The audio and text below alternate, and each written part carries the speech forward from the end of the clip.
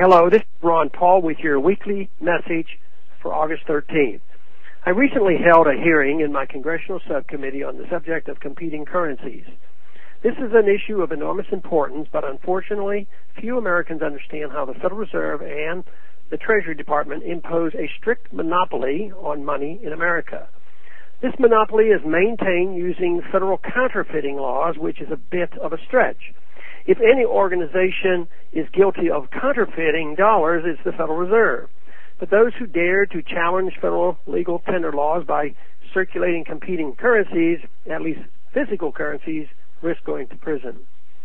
Like all government-created monopolies, the federal monopoly on money results in the substandard product in the form of our ever-depreciating dollars. Yet governments have always sought to monopolize the issuance of money, either directly or through the creation of central banks.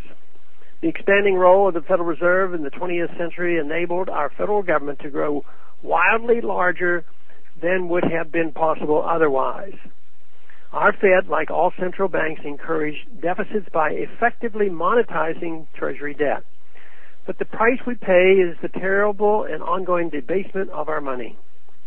Allowing individuals and businesses to use alternate currencies, especially currencies backed by gold and silver, would expose the whole rotten system because the marketplace would prefer such alternate currencies unless and until the Fed suddenly imposed radical discipline on its dollar inflation.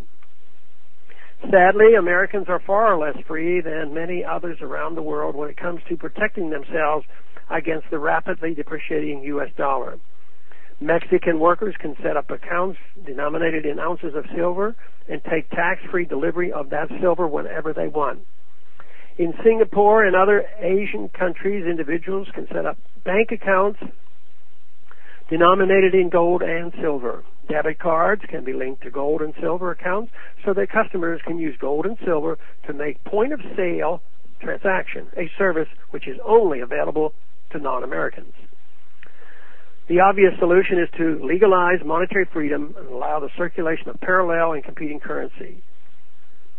There is no reason why Americans should not be able to transact, save, and invest using the currency of their choosing. They should be free to use gold, silver, or other currencies with no legal restrictions or punitive taxation standing in the way.